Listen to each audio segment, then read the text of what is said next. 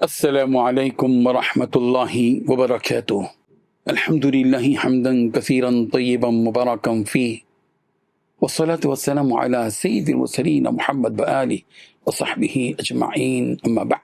हाज़रीन व नाज़रीन, ये दर्स हदीस नंबर 446 है और आज का उन्वान है मरीज आदमी मुज़िर सेहत चीजों से परहेज करे।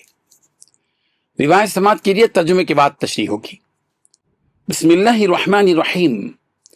अन उम्मिल मुंज़िरी रज़ियल्लाहु अन्हा क़ालत दख़ल अलैया रसूलुल्लाह सल्लल्लाहु अलैहि वसल्लम व मअहु अलिय्युन व लना दवालिन मुअल्लक़ह क़ालत फजअल रसूलुल्लाह सल्लल्लाहु अलैहि वसल्लम यअकुलु व अलिय्युन मअहु यअकुल फ़क़ाल रसूलुल्लाह सल्लल्लाहु अलैहि वसल्लम लिअलिय्यिन मा या अली फ़इन्नक नाक़ह क़ालत फ़जलस अलिय्युन वन्नबिय्यु सल्लल्लाहु अलैहि वसल्लम यअकुल क़ालत फ़जअलतु लहुम सिल्क़न व शईरन फ़क़ाल अन्नबिय्यु सल्लल्लाहु अलैहि वसल्लम लिअलिय्यिन मिन हाज़ा फ़असिब फ़इन्न हाज़ा अवफ़क़ु लक। रवाहु तिर्मिज़ी।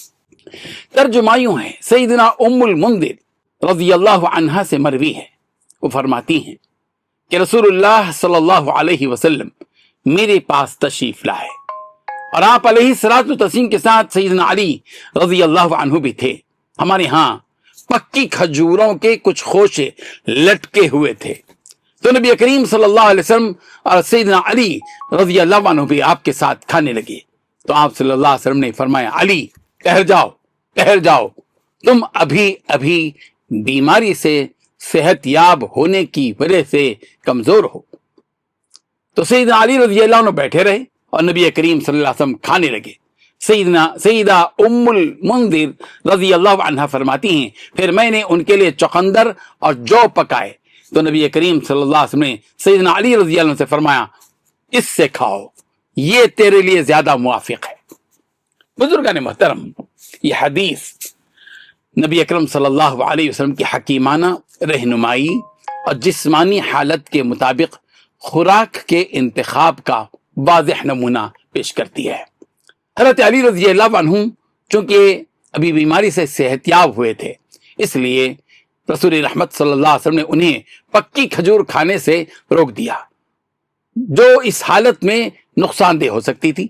इस रिवायत से मालूम होता है कि इस्लाम में तबीयत और सेहत के एतबार से एहतियात रखना मतलूब है।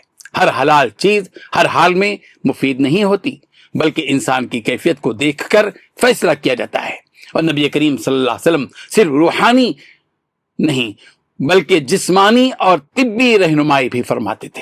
चुकंदर और जौ जैसी हल्की और ताकत बख्श ग़िज़ा की तरफ रहनुमाई करना इस बात को तालीम देता है, सिखाता है। ये बात सिखाती है हमको कि बीमारी के बाद नर्म और मुवाफिक ग़िज़ा इख्तियार करना सुन्नत नबवी है। अल्लाह ताला हम सबको अमल की तौफीक अता फरमाए। आमीन व आखिरु दावाना अनिल हम्दुलिल्लाहि रब्बिल आलमीन।